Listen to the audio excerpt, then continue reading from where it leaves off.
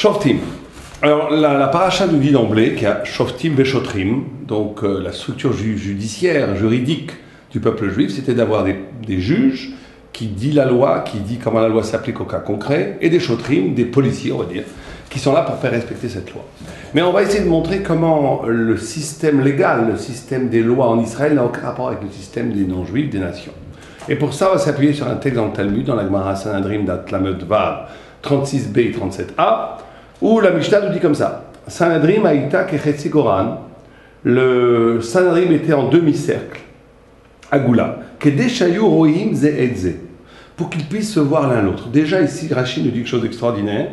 Il nous dit Rohim Ze et Ze, les fichim ayu yoshvim beshura, en apne rishonim rohim etne ubeagala shlema, en yoshvim les fiches tzrichim baledinim, vaedim likanes.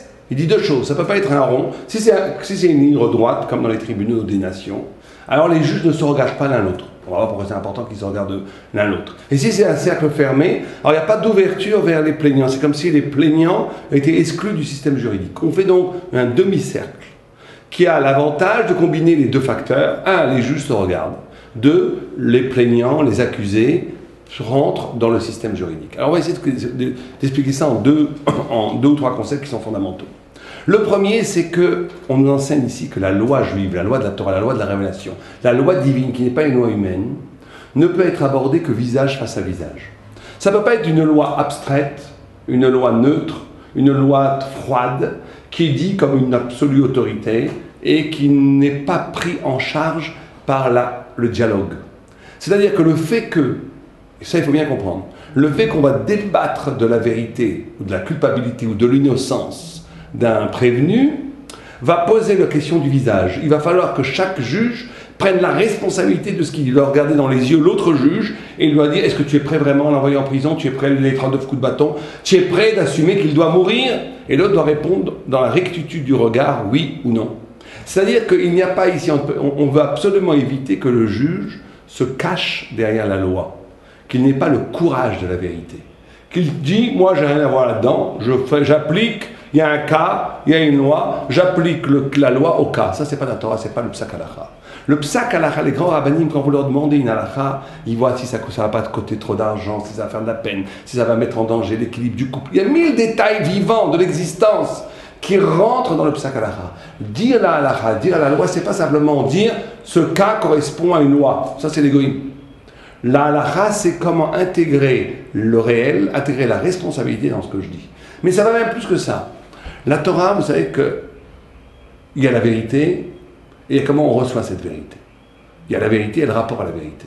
Or, le rapport à la vérité, c'est chacun d'entre nous a le secret d'une écoute, le secret d'une compréhension de la Torah qui est elle-même de la Torah. Un seul passouk, une seule halakha, moi je vais la comprendre comme ça, vous allez la comprendre autrement, le troisième va la comprendre encore autrement. Et donc, la vérité ne va être possible que quand on va arriver le plus près possible de ce qui est écrit de cette phrase fabuleuse dans Bereshit, où avant la malédiction de Babel, il y avait écrit Safa Achat, une seule parole, Vedvarim Achadim. Dvarim, c'est un pluriel, des choses Achadim. Achadim, c'est un non-sens linguistique. Achadim, ça veut dire en hébreu unique et multiple en même temps. Achad, c'est un, dim, c'est un pluriel. Le pluriel de l'unité. C'est-à-dire que la vérité ne peut apparaître que quand je suis capable de soutenir le multiple des vérités. Quel multiple des vérités? Chacun a une façon de comprendre la halakha qui est différente. On voit dans le Shulchan Aruch, vous n'avez pas un texte au monde, vous avez un texte de loi, vous avez le Shulchan Aruch qui écrit la loi, le Rama à l'intérieur du Shulchan Aruch qui dit je suis pas d'accord, et après le Shach qui dit ici, et le Tas qui dit là, des milliers de commentaires qui explosent, des milliers d'opinions, et ce n'est pas des opinions, c'est les éclats de la vérité, c'est le multiple, mais tout ça est uni. C'est ça qui est merveilleux.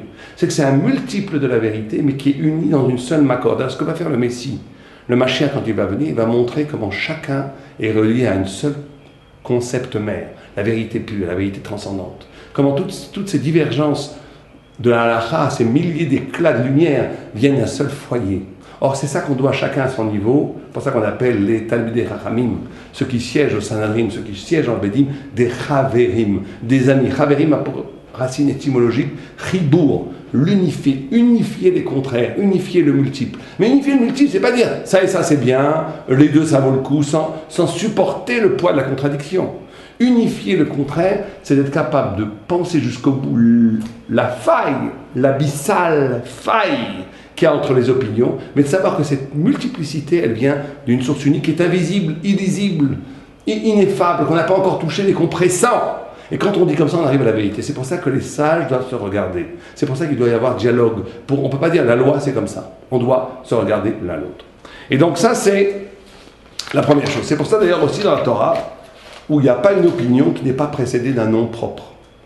La vérité, c'est une responsabilité, c'est dit par un homme, c'est pas quelque chose de neutre. La vérité, elle est portée par un destin, par une intrigue, par un individu.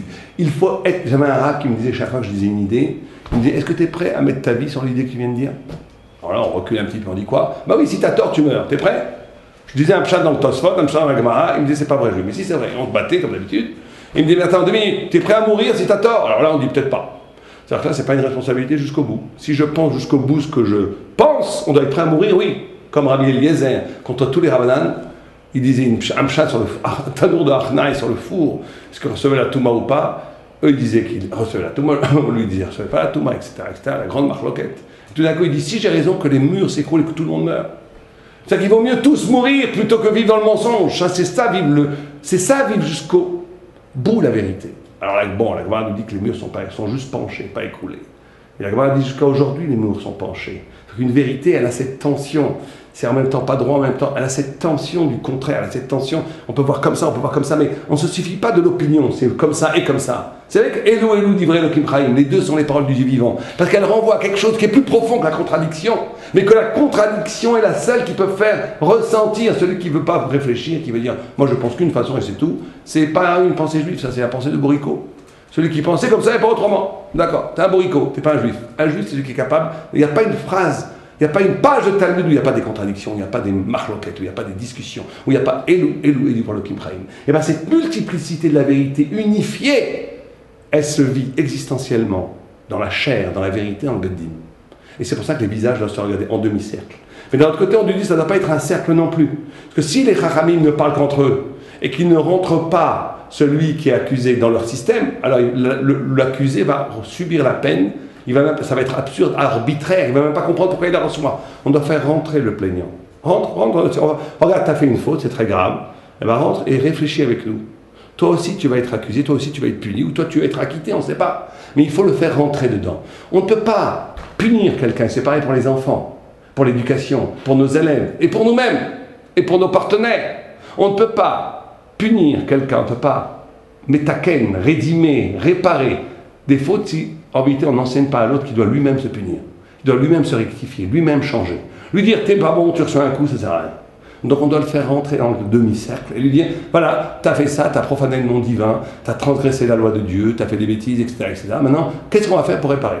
Et lui-même doit accepter cette punition, cette onesh, comme un tikkun, comme un cadeau que la Torah lui fait comme rédemption. La Torah, elle ne punit jamais pour punir, elle punit pour réparer, pour laver.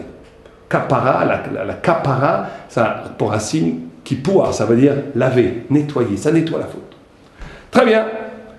La Gemara continue, elle dit bon, formidable, tout ça, et elle dit mais d'où est-ce qu'on sait ça? Et la Gemara amène ici un passouk extraordinaire dans Shir HaShirim, dans le Cantique des Cantiques, où elle envoie un passouk, j'ose presque pas dire le nom, érotique. Vous savez que Shir HaShirim, c'est le texte, dit Rabbi Akiva, le plus saint des Ktuvim, de la Torah, de ce qui est écrit dans la Torah après les prophètes. Parce que justement, c'est la capacité d'une relation à Dieu qui est dans l'amour, et qui est même dans l'amour charnel, qui est biechol, symboliquement. C'est-à-dire où tout est rédimé, où il n'y a plus de rien n'est caché, où l'amour de Dieu intègre tout le corps. Quand David Ameller priait, il ne dit pas Animit Palel, je prie, il dit Anit Fila, je suis une prière. C'est-à-dire qu'il est capable de prier avec le corps, avec la sensualité, avec le désir. Tout est intégré vers la divinité. Vous savez que David vient de Moab. Moab, c'est la valeur numérique de Moab, c'est 49. Dit le Gaon de Vilna, Moab, c'est le peuple le plus tamé, le plus impur de tous les temps. Il a fait toutes les impuretés, c'est-à-dire que les Parisiens et les New-Yorkais peuvent les rhabiller. C'est des rigolos. Ce qu'a fait Moab, même les pires rachats à Paris, mais ils ne peuvent même pas l'imaginer. C'est le pire. Paris, c'est 10e, 11e degré de Touma, imaginez 49. Donc, il n'y a pas pire au monde. Et David, il vient de ça. le Mashiach, dit le roi d'Israël. Le Mashiach vient de ça par sa mère, et il vient de la plus noble des tribus par son père. La rencontre de Yehuda et de Moab. Pourquoi? Parce que justement, le Messie, c'est celui qui est capable de tout transformer. Il n'y a pas une chose qui est étrangère à Dieu, même la chose la plus noire, la plus sale, la plus ténébreuse, je peux en retirer l'étincelle de lumière. Je peux tout changer. Et David Améler, il en arrive à transformer cette mida de Moab, qui est la sensualité, le laisser aller, le corps, le plaisir, le désir. Il arrive à transformer ça en tefila, en prière. C'est ça être un roi. Être un roi, c'est pas refuser le corps, c'est pas refuser le désir, c'est pas refuser la réalité humaine. C'est la transformer en Torah, en prière, en connaissance. C'est ce que fait David Améler. Or, la Gemara nous dit une chose extraordinaire. Quand elle va puiser la légitimité du Sanhedrin, elle va chercher où? Dans Shir HaShirim. Parce que Shir HaShirim, c'est le texte de l'amour absolu d'Israël et de Dieu, qui intègre même le corps, qui intègre même le désir, même le plaisir, même la libido. Tout est sanctifié pour Dieu. Alors pourquoi est-ce que le juge tire sa légitimité de Shir HaShirim? Alors il y a un pirouche qui est extraordinaire. C'est pour nous dire une chose très importante. Pour nous dire qu'on ne peut être juge en Israël que si on a tout métaken à l'intérieur. Vous savez que chez les Goïm, chez les nations, c'est pas un reproche, c'est comme ça, c'est la vie. On fait un distinguo, une distinction tout à fait pragmatique, sinon on ne peut pas vivre.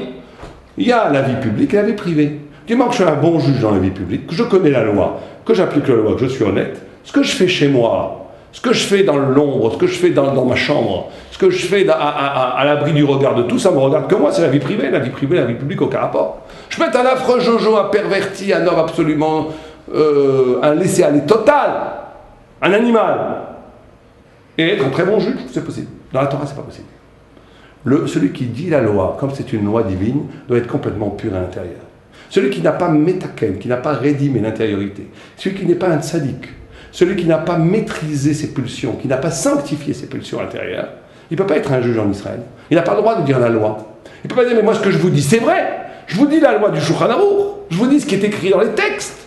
Oui, mais la nuit, je fais ce que je veux. Non, ça ne marche pas comme ça. Si la nuit, tu fais ce que tu veux, tu es un animal, l'animal ne peut pas dire la Torah. Tu dois être sanctifié de l'intérieur. C'est pour ça que, précisément, Dafka, le texte dans Sanhedrin, nous dit la source de la légitimité du shofet, du juge, doit être Shir HaShirim. C'est quand il arrive au niveau où sa libido, sa pulsion, son désir est lui-même touché par la grâce de Dieu, où il est lui-même sanctifié, où il n'a de désir que si ça a un sens, où il ne sent du plaisir que si c'est recyclable dans la Torah. J'ai faim parce que c'est Shabbat. J'aime quelqu'un parce qu'on crée une famille, parce que ça fait des enfants, parce que ça fait un sens.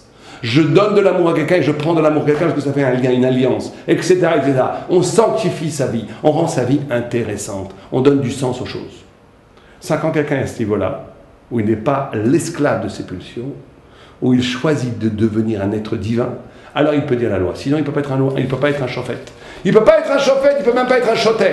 Il peut même être un policier, il peut rien faire, il n'a pas le droit d'appliquer la loi aux autres, ni de dire la loi aux autres. Il ne peut pas le faire. Parce qu'en vérité, il a trahi à l'intérieur de lui la Torah. Si tu as trahi à l'intérieur de toi la Torah, tu ne peux pas dire la Torah à l'extérieur. Si tu n'es pas un tzaddik à l'intérieur, n'essaie pas d'être un tzaddik à l'extérieur. Tais-toi, apprends, ne deviens pas prof, ne deviens pas juge. Va au yeshivot pendant 10, 15, 20 ans, apprends, sanctifie-toi, rédime tes problèmes, et après tu peux leur enseigner la Torah à Israël. Tant que tu n'as pas fait ça, laisse tomber. Tu ne peux pas, tu n'es pas encore prêt. Ça, c'est très important, cette honnêteté, cet équilibre absolu entre l'intérieur et l'extérieur. Il y avait le Savad Mishlavodka qui disait que c'était la meilleure façon de combattre le Yetzirah, de combattre le mal. Il y en a qui disent qu'il faut dire que c'est pas bien, il faut se mutiler. Le Savad Mishlavodka dit au contraire. Regarde-toi comme un fils de Dieu. Regarde-toi comme un ange divin. Regarde-toi comme tu fais partie du peuple d'Israël. Est-ce qu'un homme comme toi peut faire une avéra, peut faire quelque chose de si bas? Ça arrête tout. Il faut revenir à une notion de judaïsme chevaleresque. Vous êtes les chevaliers de Dieu, vous êtes des grands. Vous êtes là pour combattre le Satan sur la terre. Vous êtes les envoyés de l'Éternel. Est-ce que quelqu'un qui est envoyé de l'Éternel peut faire une chose si basse, si petite? Tu ne peux pas. Alors là, il se retire. Si on dit c'est interdit, c'est interdit, c'est interdit, ça va au contraire donner une dimension d'appétit, de scintillance qui va faire que la personne va vouloir encore plus. Mais si tu dis mais c'est nul, c'est minable, c'est pas possible par rapport à une grande âme comme l'âme juive qui est le Fils de Dieu, c'est pas possible. Dès qu'on est grand, on rentre dans une logique de grandeur. Dès qu'on rentre dans une logique de grandeur, on peut, Bezrat Hashem, enseigner la Torah, étudier la Torah et faire appliquer la Torah dans l'âme Israël.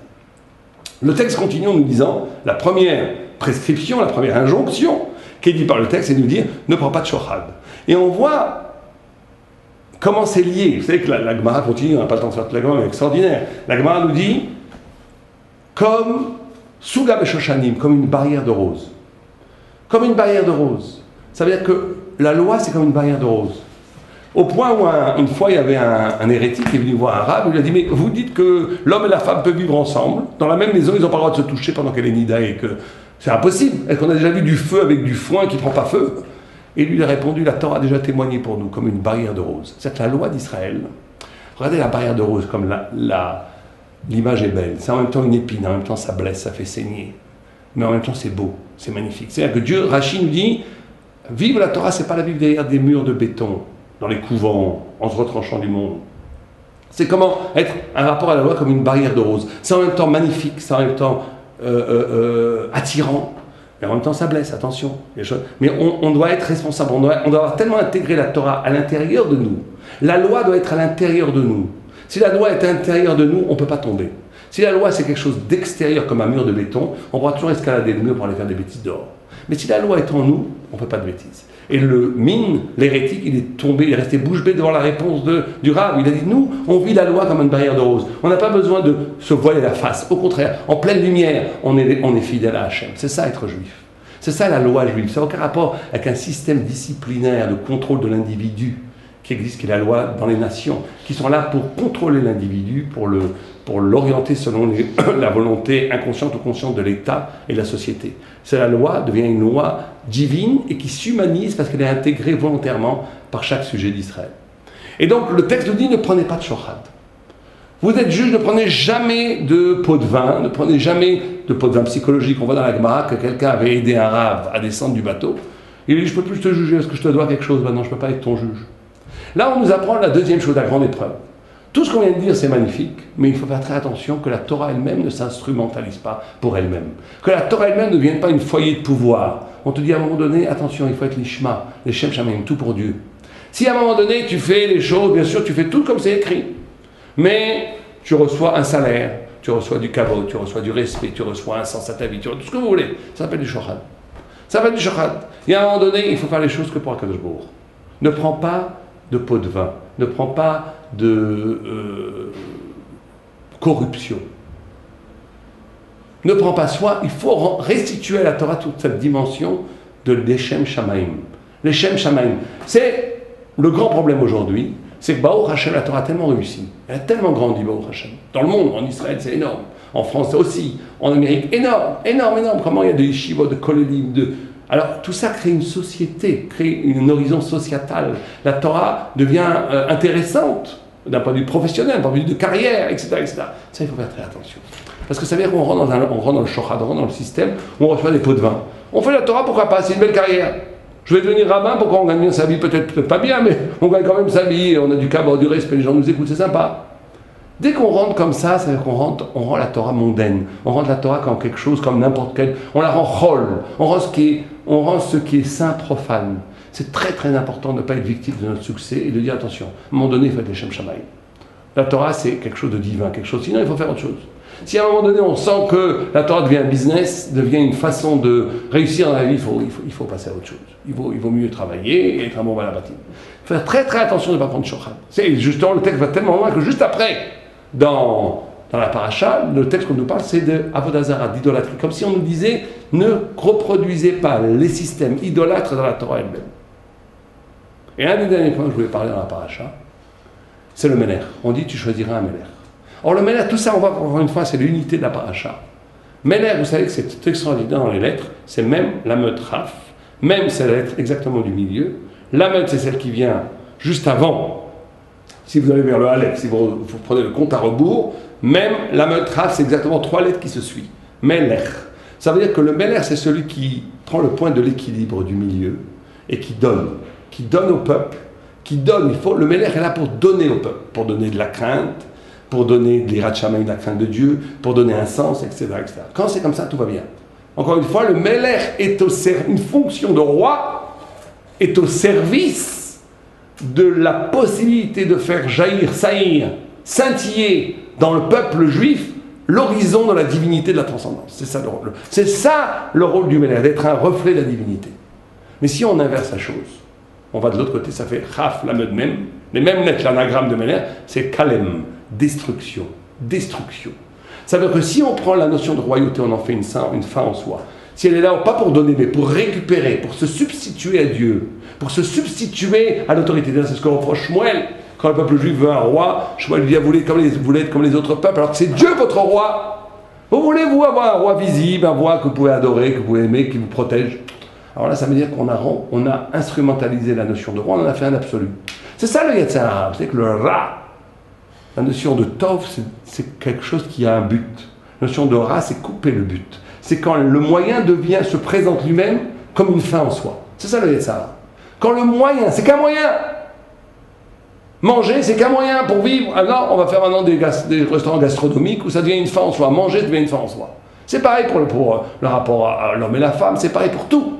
Quand le roi, la royauté d'Israël, qui est un moyen, Melech, même la Metraf, même la vérité Emet, qui va vers le peuple, qui donne au peuple, c'est magnifique. C'est un reflet de la divinité. Quand on inverse, quand ça devient une fin en soi, ça devient Kalem, ça devient la destruction. Ça veut dire que, et ça, c'est au niveau universel. C'est au niveau universel de tout le peuple juif. Ce qu'on a dit avant, c'est au niveau du Sanhedrin, au niveau de chaque individu lui-même, mais au niveau de Klal Israël, il y a le même système. Quand la fin, quand le moyen devient une fin, quand ce qui est là pour faire rebondir sur une notion qui le dépasse complètement, qu'est la divinité, mais que le malchut est un échelon, un degré de révélation essentiel pour arriver à Dieu, quand le malchut lui-même se croit pour Keter, se croit pour la couronne, se croit pour le but, alors c'est la destruction de tout. Et ça, cette chose-là, on doit la reproduire dans notre vie quotidienne, ne pas mélanger le moyen et la fin. À un moment donné, c'est très bien, on fait la Torah, mais pourquoi il faut reposer à un moment la question. Ça peut rentrer dans un système de rituel. Je mets les tefilines, je fais la prière, je dors, je fais Shabbat, tout est bien, je suis un tzaddik. Mais on se pose plus, c'est plus un moyen. C'est devenu une fin en soi.